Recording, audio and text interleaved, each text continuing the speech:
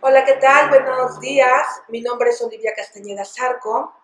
Yo soy egresada de la Universidad Nacional Autónoma de México, de la carrera de Contaduría y de la carrera de Derecho. Además, cuento con una especialidad en fiscal, también egresada del posgrado de Derecho y la maestría en Derecho. Pues el día de hoy voy a tratar de hablar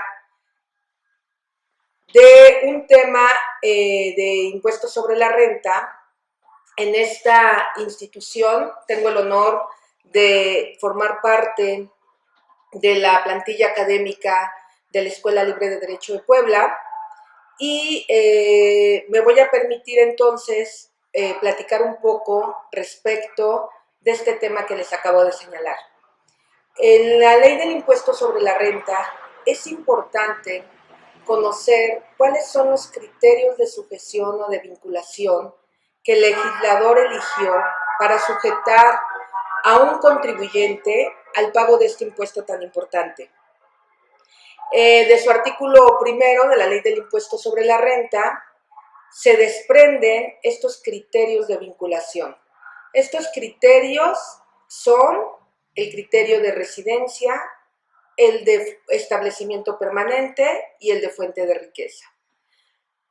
En nuestro sistema jurídico mexicano se establece cuando un sujeto es obligado al impuesto sobre la renta. El Estado trata de captar lo más que pueda de los contribuyentes para que paguen este impuesto. Tenemos entonces que en el artículo 1 de la Ley del Impuesto sobre la Renta se establece en su primera fracción que todos los residentes, que todas las personas morales y físicas que sean residentes en México deben de contribuir al gasto público respecto de sus ingresos, cualquiera que sea la fuente de riqueza de donde provengan. Esto es, si tú eres un residente en México, entonces estás obligado a contribuir al gasto público y de manera particular a través del impuesto sobre la renta. Si no eres un residente en México, entonces eres residente en el extranjero. Y para ello, entonces hay que analizar si se pueden aplicar la fracción segunda o la fracción tercera, si se ubican en la hipótesis los residentes en el extranjero. Los residentes en el extranjero que tengan un establecimiento permanente en México están obligados al pago del impuesto sobre la renta respecto de los ingresos atribuibles a dicho establecimiento permanente. Y el tercer criterio de vinculación, que es la fracción tercera del artículo 1 de la Ley del Impuesto sobre la Renta, es la fuente de riqueza. Si tú no eres un residente en México, eres un residente en el extranjero, pero no tienes un establecimiento permanente en México, o aún teniéndolo, obtienes ingresos que no son de este establecimiento permanente, puede ser que el residente en el extranjero esté obteniendo fuente de riqueza de territorio nacional y también el fisco trata de captar a este contribuyente para pagar impuestos en México.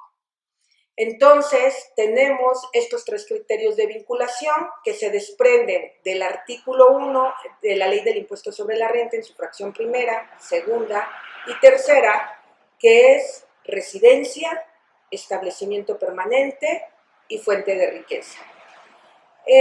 Una vez visto que son estos tres criterios, pues tendríamos que saber cuándo se es residente en México para efectos fiscales, cuándo se tiene establecimiento permanente y cuándo se materializa la fuente de riqueza. Para saberlo de la residencia o respecto a la residencia, pues hay que acudir al Código Fiscal de la Federación en su artículo 9 de manera particular, en donde se establecen los criterios para constituir una residencia en México. El establecimiento permanente lo podemos encontrar cuando hay establecimiento permanente en México en el artículo 2 de la ley del ISR y cuando no lo hay en el artículo 3.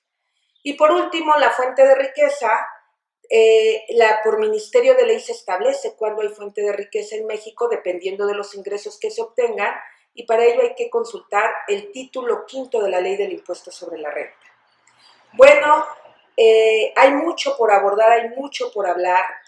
Yo lo único que en este momento puedo decirles es que los exhorto, los invito a seguirse preparando, y qué más que sea en una escuela como esta, como la Escuela Libre de Derecho de Puebla, en donde van a adquirir los conocimientos y van a poder profundizar en los temas de su interés. Muchas gracias, los esperamos.